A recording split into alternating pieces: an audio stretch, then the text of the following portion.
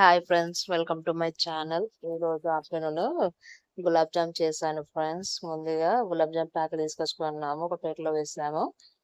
కొన్ని పాలు పోసి మొత్తము పూరి పిండిలా కలుపుకోవాలి ఫ్రెండ్స్. కొన్ని కొన్ని పాలు పోసుకుంటూ కలపాలి.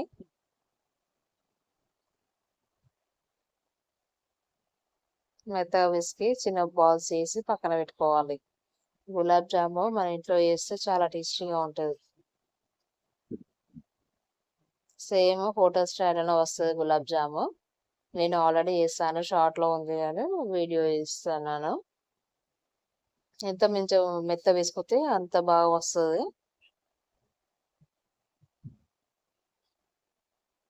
ఈరోజు మా పిల్లలు గులాబ్ జామ్ చేయమన్నారు, చేశాను. చాలా బాగా వచ్చాయన్నారు. వాళ్ళకి స్వీట్స్ అంటే చాలా ఇష్టము, అందుకే నేను రోజుకో రెసిపీ చేస్తున్నాను.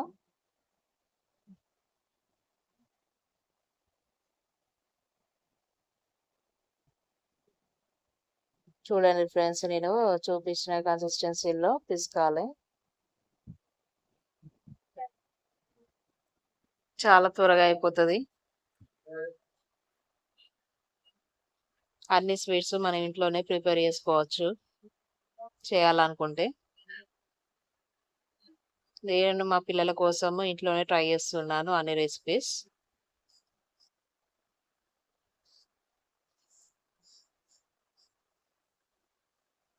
ఒక్కొక్కటి బాల్స్ లా వేసి ఇంకో ప్లేట్ లో వేసుకోవాలి. క్రాక్స్ రావద్దు, మొత్తం క్రాక్స్ లేకుండా వేసుకోవాలి. క్రాక్స్ వచ్చాయనుకో డీప్ ఫ్రై చేసేటప్పుడు పగిలిపోతుంది.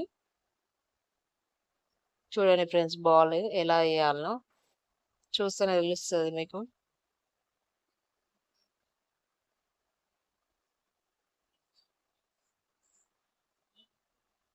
డీప్ ఫ్రై సరిపడా ఆయిల్ కడాయిలో పోసి హీట్ చేసుకోవాలి. హీట్ అయ్యాక బాల్స్ ఫ్రై చేసుకోవాలి ఫ్రెండ్స్, బ్రౌన్ కలర్ వచ్చే వరకు. ఎంత బాగా ఫ్రై చేస్తే అంత బాగుంటుంది. మరి బాగా బ్లాక్ కలర్ ఫ్రై అయ్యద్దు. 2 సైడ్స్ టర్న్ చేసి ప్లేట్లో తీసుకోవాలి. అలానే కొన్ని కొన్ని వేసుకొని ఫ్రై చేసుకోవాలి టోటల్. ఫ్రై చేశాక పక్కన స్టవ్ ఆన్ చేసి ఇంకో కడాయి పెట్టి షుగర్ సిరప్ ప్రిపేర్ చేసుకోవాలి.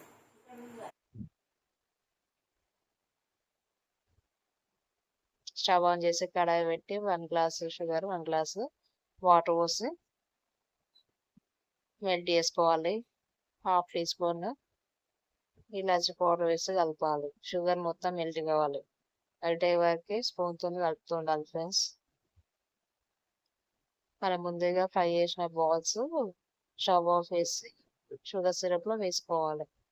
ఆనకము ఏది అవసరం లేదు, తీగ పాకము, జస్ట్ షుగర్ మెల్ట్ అయితే సరిపోతుంది.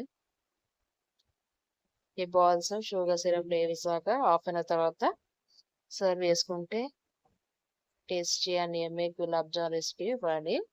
మీకు నచ్చితే మీరు కూడా ట్రై చేయండి.